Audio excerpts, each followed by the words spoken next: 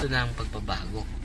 Dahil kapag hindi tayo tatayo, ginagawa natin ito, Brother Wendell, hindi dahil nagagalit tayo, hindi dahil puno tayo ng puot, no? Ginagawa natin ito dahil iniibig natin ang Diyos, iniibig natin yung bayan ng Diyos, iniibig natin yung sangkatauhan, no? So, bakit ginawa natin ito? Dahil nasa batas, no? Kung hindi natin ipatupad ang batas, hindi po ma-resolba itong grabing paglabag sa batas. Vote buying, it is against the law. Then may counter affidavit na po akong natanggap. Bukas meron na naman akong i-file na kaso na naman bukas sa umaga. Okay, mga politiko na nakaupo ngayon pagkatapos nakitaan ng ebidensya at unique ito na kaso. Very unique na kaso ayon sa abogado ni Father Darwin Gitgano na kasama namin sa meeting noong nakalipas na gabi. At siguro kauna-unahan ito sa kasaysayan ng ating bansa ni isang pari, isang exorcist na pari, nagsampa ng kaso kahit kaibigan pang politiko, basta di susunod sa batas, kaugnay sa vote buying. At meron pang dagdag na kasong isasampa.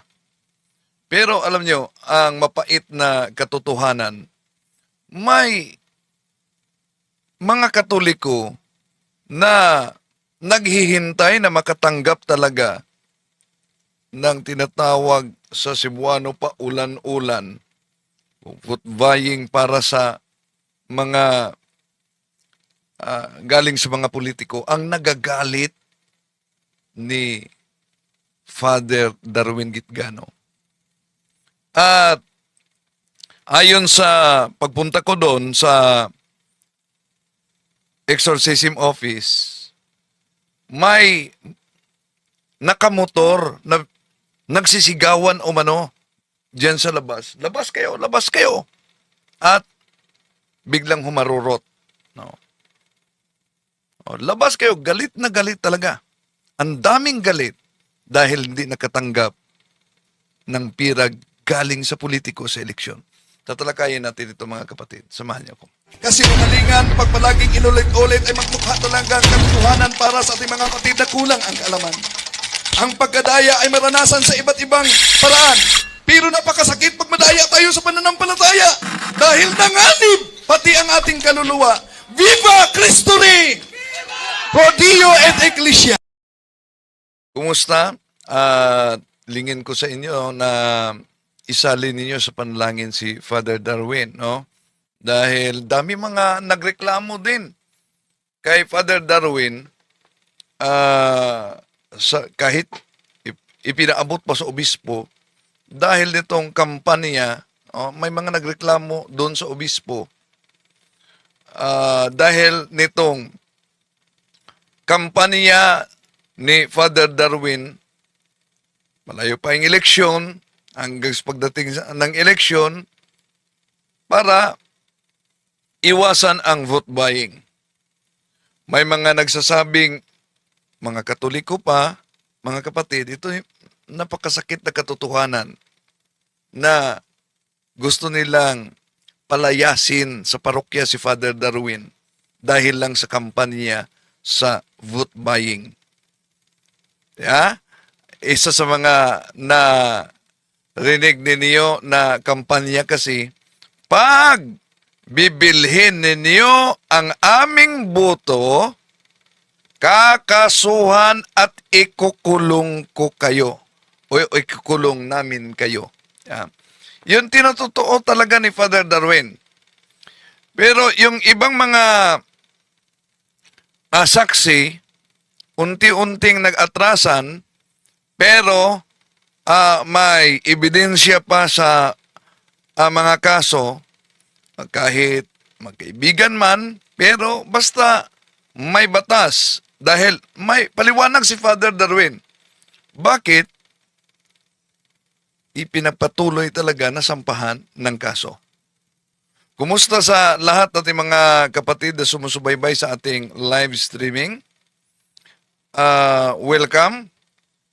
Sa mga suking taga-subaybay, inanyayahan natin, huwag kalimutan na pindutin ang like sa ating live. At sa mga bago pa lang, huwag kalimutang mag-subscribe at pindutin ang bell button para updated kayo, mag-comment at i-share ninyo mga kapatid. Hello kay Father Alfred Biernes, palaging nagsubaybay. Father Bin Arsino, ito yung mga director spiritual director ng Catholic Faith Defenders. At grabe ang paglago ng Catholic Faith Defenders. No? And then, susunod na National Convention 2026 sa Tagbilaran City.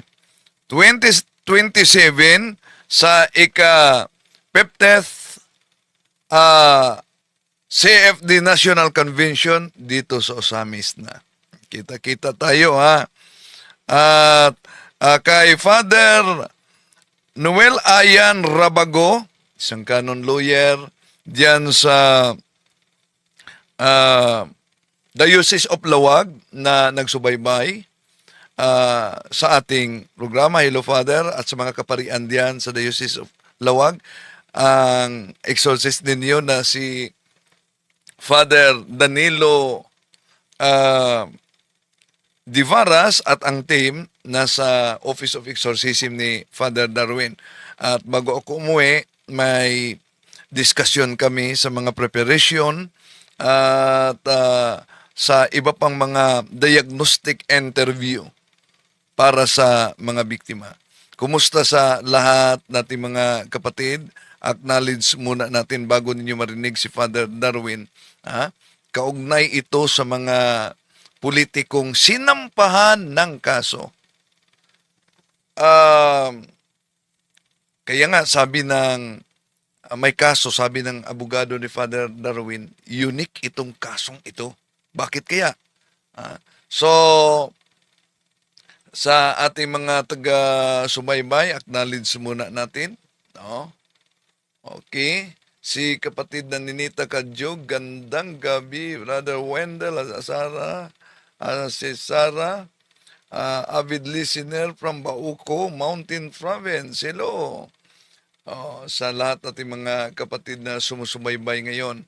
Ang dami pala mga nagsubaybay natin ng mga CFD. Hello sa lahat nating mga CFD na nagsubaybay ngayon.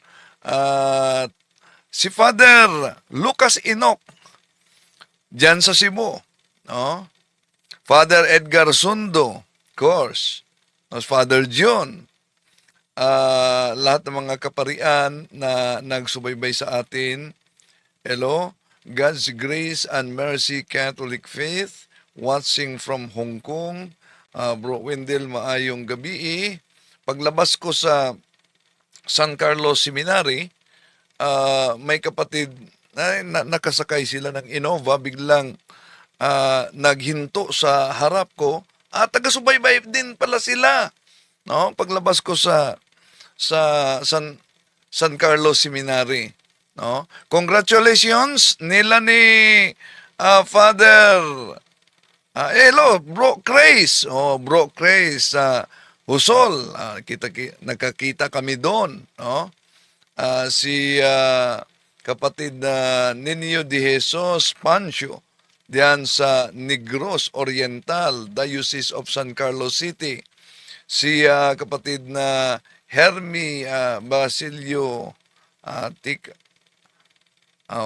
si Henry Mirabilis Milano, Catherine, at sa lahat ng mga kapatid dating sumusubaybay ngayon. No? So, may pagkakataon akong na-interview si Father Darwin kaugnay sa mainit na isyu, yung pagsampa niya ng kaso sa mga politiko na nakitaan ng ebidensya sa pamimili ng buto, vote buying mga kapatid. No? Bago tayo papasok sa punto por punto, pakinggan natin si Father Darwin Gitgano, si kapatid na Los Biminda Piedad, si Claro Caseli, Castelio, no? Sa Northern Samar. Dami mga nagsubaybay natin talaga sa iba't ibang bahagi sa Pilipinas, lalo na sa ating mga kaparian na nagsubaybay din sa atin. Hello. At ngayon mga kapatid, puntahan na natin yung interview. Maikli lang ito ni Father Darwin Gitgano at lalo na yung imagine, maraming salamat kapatid na God's Grace Mercy, no, sa suporta, si kapatid na Elsin Builders and General Construction. From Antipulo, I am promoting punto por punto which we included in our free rosary. Okay, maraming salamat si kapatid na Amando Maliksi. At ipaabot ko rin dito sa lahat natin mga kapatid ang sumusuporta sa amin sa National Convention. Maraming salamat sa lahat na mga nagsuporta. Congratulations nila ni Father Fran Villegas, Father Lucas Enoch, Father Course, Father Avi Arganyosa, ang ating theological advisor, si Brad Ramon Gita, Engineer Ramon Gita Mundok, sila si Bro Uwin Del Victoria, sa tanang mga CFD officers. At dito sa Misamis Occidental, Diocese ng Osamis, abangan ninyo dahil magsagawa din tayo ng Diocesan Convention. Diocesan Convention, makipagkita muna ako sa ating CFD, Diocesan Spiritual Director.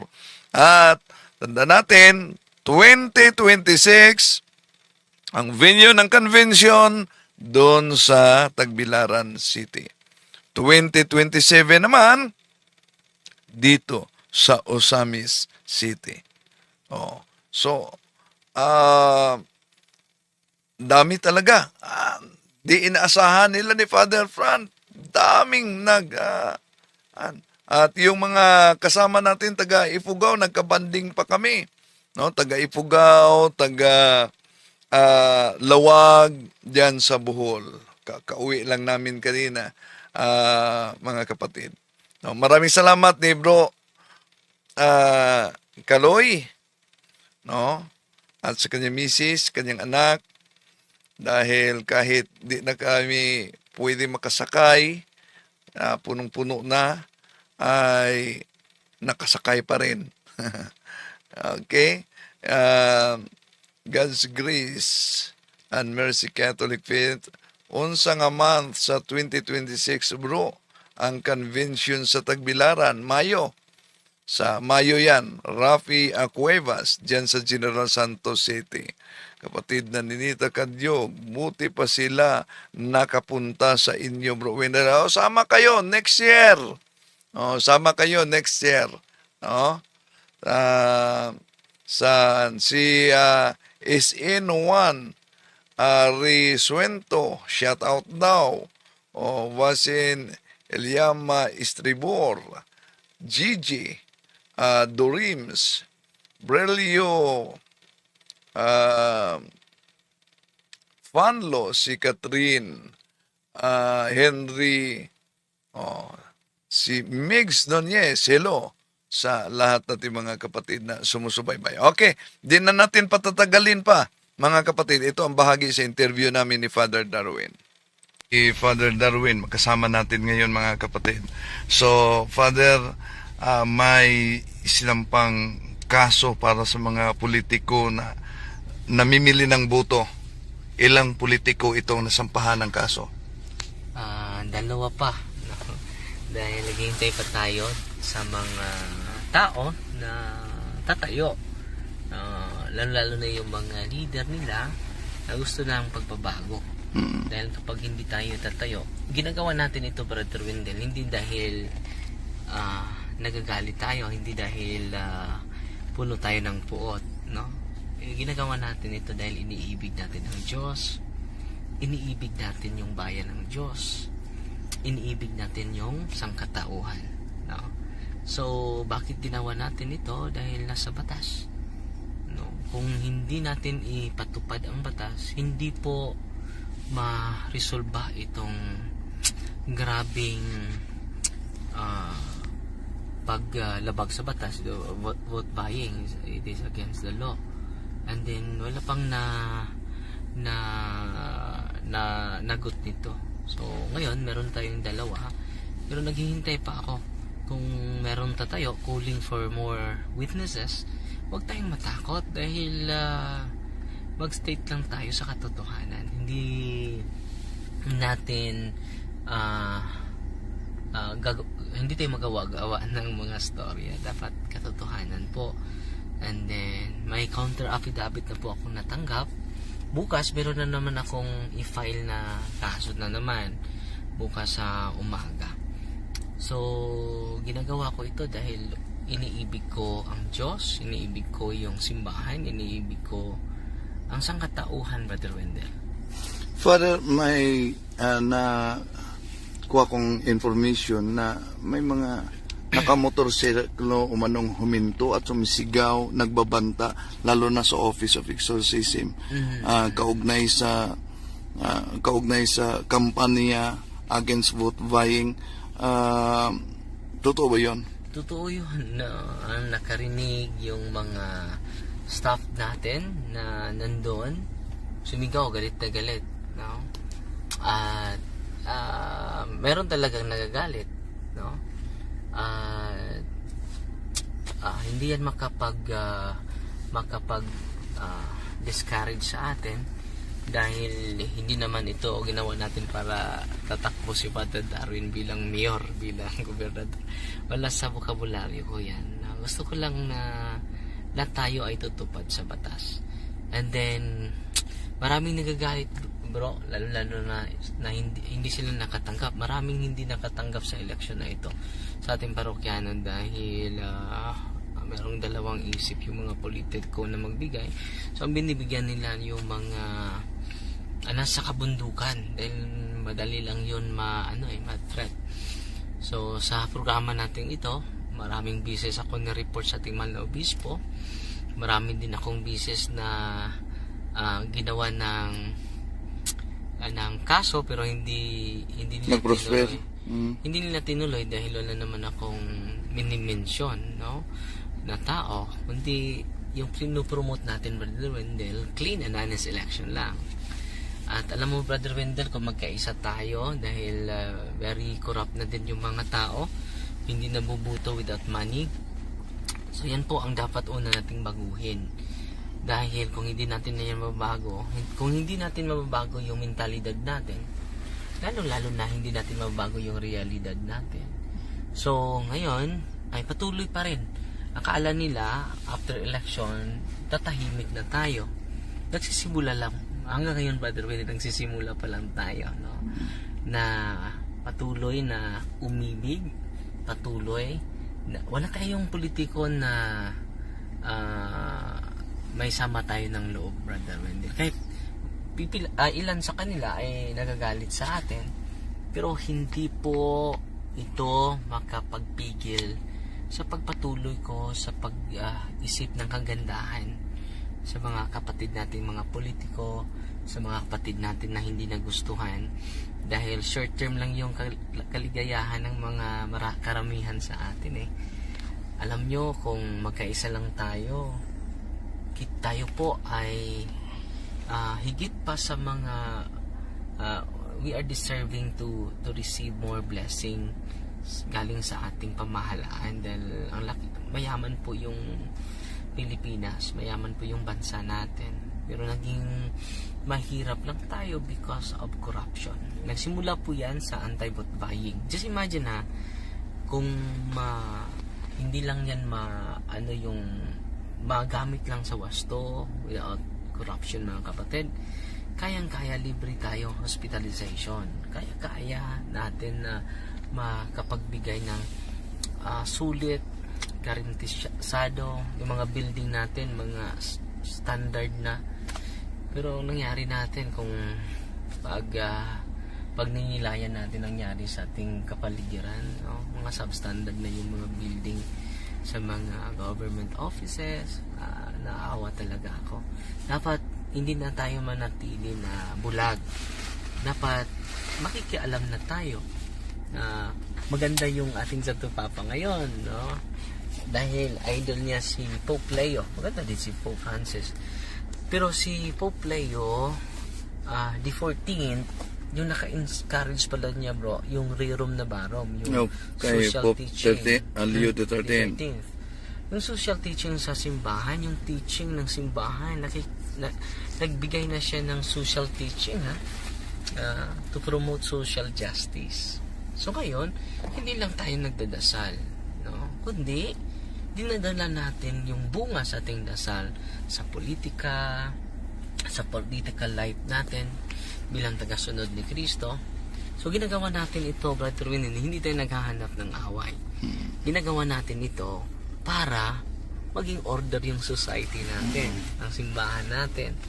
Dahil lagi akong pumupunta sa mga may sakit, Brother Wendell. Tinanong ko sila, nakapa-check up ka na ba? Wala kaming pera, Father. So anong ginawa ng gobyerno? So marami sa mga politiko ay pupunta lang during election. Pero kung manalo na, hindi na makikita. Hindi naman lahat, no? So challenge po ito.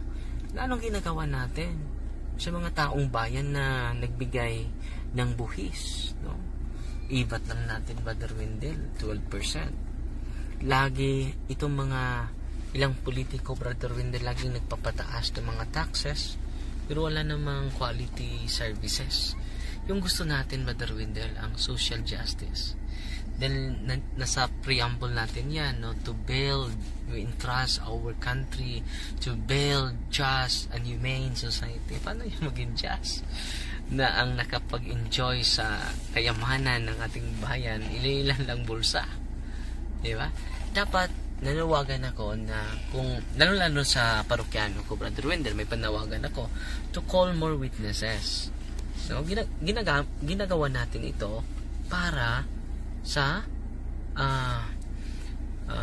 future ng buong pamilya natin, sa mga anak mo, sa mga future na apo mo, dahil yung desisyon natin ngayon nakaapekto yan sa sunod na henerasyon, no? Kung wala tayong gagawin ngayon, kailan kaya yung pagtanggap mo ng pera, alam mo, babawiin nila yan kapag uupo na sila, may interest pa. Sa sunod na eleksyon, magpupundo pa yan. So, ang ginagamit, hindi po sariling pera. No? Marami, hindi naman lahat. No? Pero karamihan po, yan po ang kanilang conversation. Sabi ni Vico Soto yan. No? Yan ang sabi, hindi ko yan, at hindi galing yan sa akin, galing yan sa mga kasama nila na politiko. So, yan po, na patuloy lang tayo, mga kapatid, no? At kinausap ko si Bishop kanina. Bishop, may counter affidavit na ako. Sabi ni Bishop na sige, Father, patuloy ka basta grounded with truth yung ating complaint. So yes, Bishop. So natutuwa si Bishop Abet sa ginagawa natin. So may nagpaabot pa sa inyo, Father, na nagagalit ang mga NPA dahil sa kampanya ninyo ng vote buying? Totoo ba yan? Mayroong nagsasabi pero hindi ko na-verify. Mayroong nagsasabi pero hindi ko na-verify. Maraming mga negative na natanggap talaga ng mga negative comment, palalayasin ako sa mag-rally sila. Rally yung nagpo-post. Pero humihingi naman ng tawad sa bandang huli dahil naisipan niya, nagkamali siya. Dahil yan talaga yung sabi ni Kristo, Brother Wendell, kapag magsasalita tayo ng katotohanan, the world will hate us. At yan ang sabi ni Kristo, you will be hated by the world because you follow me, because of me. Because Jesus is the truth. Yan ang katotohanan, mga kapatid. Anong masasabi mo sa mga politiko na nalo ngunit namimili ng boto? Walang dignidad yan. No? Mas mabuti na manalo tayo na galing sa magandang plataforma katulad ni Vico Soto. No? So meron pa tayong pag-asa, mga kapatid. Hanggang ngayon, kahit nanalo mga 90 or 95% na maraming nanalo dahil sa pira, yan po ay very sad reality yan. No? Hindi nakakatuwa yan. So mga nanalo na dahil sa pera, huwag kayong mag-Thanksgiving Mass. Please, huwag kayong mag-Thanksgiving Mass. No? Doon kayo magpasalamat sa demonyo. Hindi sa Diyos. Hindi natutuwa ang Diyos sa ginagawa ninyo. And then, walang expiration ng kasalanan sa mga lahat ng mga politiko na namili ng buto. Ito yung sabi ko sa inyo, dapat magsisi po kayo kung umpisal kayo, hindi po yan ma-expire, no? At mag-repair kayo sa damage, no? Dublihin niyo yung pag-ibig sa serbisyo, dublihin niyo yung pagmamahal sa taong bayan, at iwasan yung mangurakot po sa kaban ng bayan. How about sa mga butante na kanilang binibinta talaga at naghihintay at na umaasa na may matanggap sa panahon ng eleksyon? Ang mensahe natin, huwag muna kayong mangungumyon, umpisal muna kayo. Hindi ma-expire yan. Kung hindi mo yan kino-confess, nandyan pa yan. Ma-expire lang yan kung magsisisi tayo sa kasalanan natin at mangumpisal talaga bago mangumyon yun. Yan ang panawagan natin sa mga kapatid natin, dahil para tayong Judas Iscariote, isang araw lang yung kaligayahan pero 3 taon magsasuffer tayo. Magaling tayong mag-murmur, mag-complain, pero hindi natin tinitingnan yung sarili natin. That's the sad reality. Lagi nating sinisisi yung gobyerno na corrupt tayo din eh. Corrupt tayo. Dapat mangungumpisal tayo before receiving the sacrament of communion, Brother William. Okay, yun. Ang mensahe na kasama natin si Father Darwin Gitgano, Chief Exorcist dito sa Diocese ng Tagbilaran. Okay. So, yun mga kapatid, ang bahagi sa interview, meron pang dagdag na sampahan. Sino kaya ito? Ang siguradong namimili ng buto, kakabahanan nito. Kung sino kaya ang dagdag na sasampahan pa ng kaso. To make his message known is our responsibility. So here we are to pledge our lives to the Lord.